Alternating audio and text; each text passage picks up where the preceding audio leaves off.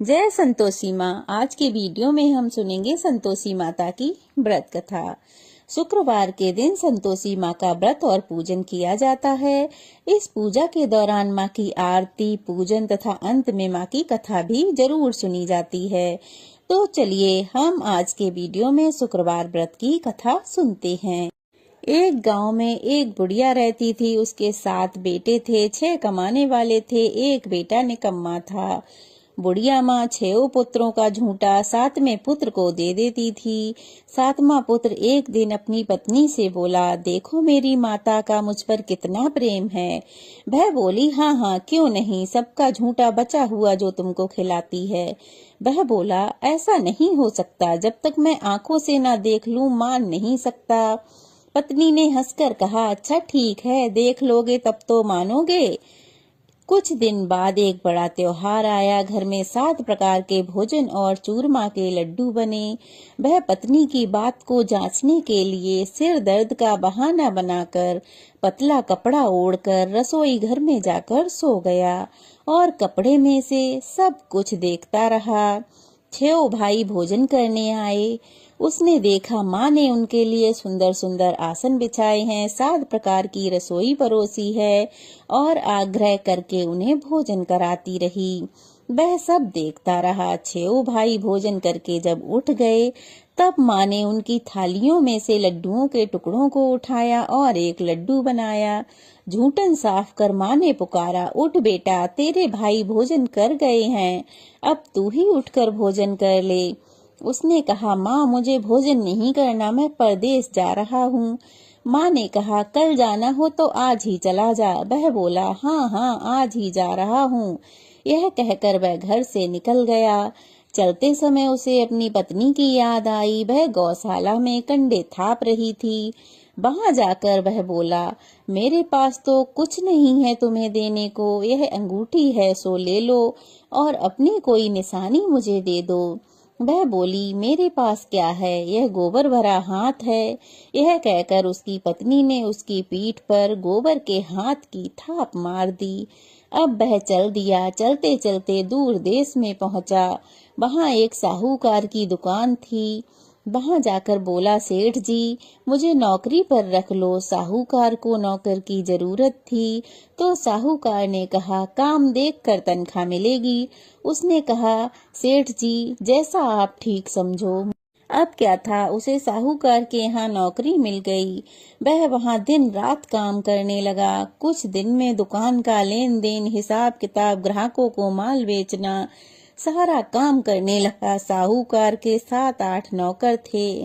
वे सब चक्कर खाने लगे, लेकिन उसने अपने लगन और परिश्रम और ईमानदारी से सभी को पीछे छोड़ दिया। उसे अपने किए का फल मिला। सेठ ने भी उसे आधे मुनाफे का साझीदार बना लिया। परिश्रम करते करते 12 बरस में ही वह नगर का नामी सेठ बन गया और उसका सेठ सारा कारोबार उस पर छोड़कर बाहर चला गया।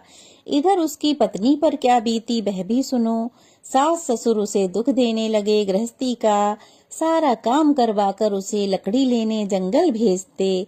इस बीच घर की रोटियों के आटे से जो भूसी निकलती उसकी रोटी बनाकर रख दी जाती और फूटे नारियल के नरेली में पानी रख दिया जाता। इस तरह दिन बीतते रहे। एक दिन वह जंगल से लकड़ी काट कर लौट रही थी कि उसे रास्ते में कुछ स्त्रियां संतोषी माता का व्रत करती दिखाई दी। वह वहां खड़ी होकर पूछने लगी, बहनों यह तुम किस देवता का व्रत करती हो और इसके करने से क्या फल मिलता है? इस व्रत के करने की विधि क्या है? यदि तुम अपने इस व्रत का विधान मुझे समझाकर कहोगी तो मैं तुम्हारा बड़ा एहसान मानूंगी। तब उनमें से एक स्त्री बोली, सुनो यह संतोषी माता का व्रत है। इसके करने से निर्धनता दरिद्रता का नाश होता है, लक्ष्मी आती है, मन की चिंताएं दूर होती हैं, मन को प्रसन्नता और शांति मिलती है, निपुति को पुत्र मिलता है, प्रीतम बाहर गया हो तो वह शीघ्र ही घर आता है, कुंवारी कन्या को मनपसंद वर मिलता है, चलता मुकद्दमा खत्म हो जाता है, कलह कलेश की निवृत्ति होती है, मुख शांति होती है, घर में धन जमा होता है, जायदाद का लाभ होता है तथा अन्य जो कोई भी मनोकामना हो वो सब संतोषी माता की कृपा से निसंदेह ही पूरी हो जाती है। अब वह पूछने लगी, यह व्रत कैसे किया जाता है, यह भी बताओ तो बड़ी कृपा होगी। वह स्त्री कहने लगी, बिना परेशानी और श्रद्धा प्रेम से जितना बन सके प्रसाद बना लें, 5.25 बना लें, 1.25 सेर तथा 1.25 आने तथा इससे भी एक कम या अधिक जैसी शक्ति हो वैसे गुड़ और चना लें। हर शुक्रवार को निराहार रहकर कथा कहना सुनना, लगातार नियम का पालन करना, सुनने वाला कोई ना मिले तो घी का दीपक जलाकर उसके आगे जल के पात्र को रखकर कथा कहना, परंतु नियम ना टूटे जब तक कि कार्य सिद्ध ना हो। नियम का पालन करना और कार्य सिद्ध हो जाने पर व्रत का उद्यापन करना। 3 मास में माता पूरा फल प्रदान करती हैं। यदि किसी के ग्रह खोटे भी हैं तो भी माता 1 वर्ष में उसको अनुकूल कर देती हैं। कार्य शुद्ध होने पर ही व्रत का उद्यापन करना चाहिए, बीच में नहीं। उद्यापन में 2.5 सेर आटे का खाजा तथा इसी अनुसार खीर तथा चने का साग बनाना, 8 बच्चों को भोजन कराना, जहाँ तक मिले देवर जेठ भाई बंधु कुटुंब के लड़के लेना, ना मिले तो रिश्तेदार और पड़ोसियों के लड़के बुलाना, उन्हें भोजन कराना, यथाशक्ति दक्षिणा दे माता का नियम पूरा करना। ध्यान रखना कि उस दिन घर में कोई खटाई ना खाए। यह सुनकर वह वहां से चल दी। रास्ते में लकड़ी के बोझ को बेच दिया और उन पैसों से गुड़ चना ले माता के व्रत की तैयारी करने लगी। रास्ते में संतोषी माता के मंदिर में जा माता के चरणों में लौटने लगी, विनती करने लगी, माँ मैं दीन हूँ, निपट हूँ, मूर्ख हूँ, व्रत के नियम कुछ नहीं जानती, मैं बहुत दुखी हूँ। हे माता मेरा दुख दूर करो, मैं तुम्हारी शरण में हूँ। माता को दया आई। एक शुक्रवार बीता कि दूसरे शुक्रवार को ही उसके पति का पत्र आया और तीसरे शुक्रवार को उसका भेजा हुआ पैसा आ पहुंचा। यह देखकर जेठानियां मुंह सिकोड़ने लगीं। इतने दिनों बाद पैसा आया है, इसमें क्या बड़ाई। लड़के ताने देने लगे। काकी के पास अब पत्र आने लगे, रुपया आने लगा है, अब तो काकी की खातिर बढ़ेगी, अब तो वह किसी के बुलाने से भी नहीं बोलेगी। बेचारी सरलता से कहती, भैया पत्र आए, रुपया आए तो हम सबके लिए अच्छा है। ऐसा कहकर आंखों में आंसू भरकर संतोषी माता के मंदिर में जाकर मातेश्वरी के चरणों में गिरकर रोने लगी। हे माँ, मैंने तुमसे पैसा नहीं मांगा, मुझे पैसे से क्या काम, मुझे तो अपने सुहाग से काम है, मैं तो अपने स्वामी के दर्शन और सेवा मांगती हूँ। तब माता ने प्रसन्न होकर कहा, जा बेटी, तेरा स्वामी जल्द ही आएगा। यह सुन खुशी से बावली होकर घर में आ काम करने लगी। उधर संतोषी माता ने विचार किया, इस भोली पुत्री से मैंने कह तो दिया है कि तेरा पति शीघ्र ही आएगा, लेकिन आएगा कहाँ से, वह तो इसे स्वप्न में भी याद नहीं करता। उसे इसकी याद दिलाने मुझे जाना पड़ेगा। संतोषी माता ने उस बुढ़िया के बेटे को स्वप्न में समझाया, पुत्र तेरी घरवाली कष्ट उठा रही है। यह बोला, हे माता, यह तो मुझे मालूम है, परंतु मैं क्या करूं, वहां कैसे जाऊं। परदेश की बात है, लेन देन का सारा हिसाब किताब है, कोई नहीं जानता। मुझे तो जाने का कोई रास्ता ही नजर नहीं आता, आप ही कोई राह दिखाएं तो मैं वहां जाऊं। माँ कहने लगी, सवेरे नहा धोकर संतोषी माता का नाम ले, घी का दीपक जला दंडवत कर दुकान पर जा बैठना। देखते देखते तेरा सारा लेन देन चुक जाएगा, जमा माल बिक जाएगा, सांझ होते होते धन का ढेर लग जाएगा। वह अगले दिन सुबह जल्दी उठा। उसने अपने मित्र बंधुओं परिचितों को स्वप्न की बात बताई तो वे सब कहने लगे और उसकी खिल्ली उड़ाने लगे। तब उनमें से एक ने कहा कि हो सकता है यह सच्ची बात हो, जैसा माता ने कहा है तू वैसा ही कर। वह बोला, देखो भाई, मेरी बात मानो, इस तरह साच झूठ कहने के बदले देवता ने जैसा कहा है वैसा ही करना। तो तेरा क्या जाता है। बूढ़े की बात मान वह नहा धोकर संतोषी माता को प्रणाम कर फिर दीपक जलाकर दुकान पर जा बैठा। शाम तक धन का ढेर लग गया। वह हैरान हुआ, मन में संतोषी माता का नाम ले प्रसन्न हो घर जाने के वास्ते गहना कपड़ा खरीदने लगा। सब काम से निपटकर घर को रवाना हुआ। उधर उसकी पत्नी जंगल में लकड़ी लेने गई। लौटते वक्त थक जाने के कारण संतोषी माँ के मंदिर पर विश्राम करने गई। यह तो उसका रोज का रुकने का स्थान था। धूल उड़ती देख उसने पूछा, हे माता, यह धूल कैसी उड़ रही है। माँ ने कहा, हे पुत्री, तेरा पति आ रहा है।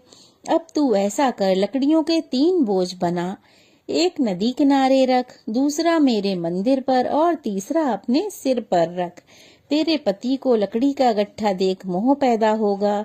वह यहाँ रुकेगा, नाश्ता पानी बना खाकर माँ से मिलने जाएगा।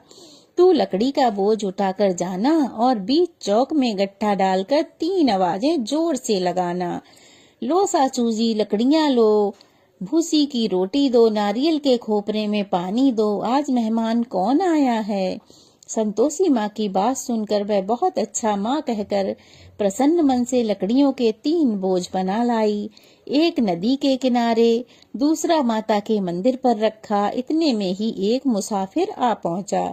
सूखी लकड़ी देख उसको इच्छा हुई कि यहाँ विश्राम कर लें, भोजन बनाकर खा पी लें, फिर गांव को चलें। इस प्रकार भोजन बनाकर विश्राम कर वह अपने गांव में आ गया। उसी समय बहू सिर पर लकड़ी का गट्ठा ले आई। उसने गट्ठा आंगन में डालकर जोर से 3 आवाजें दी। लो सासू जी लकड़ी का गट्ठा लो, भूसी की रोटी दो, नारियल के खोपरे में पानी दो, आज मेहमान कौन आया है।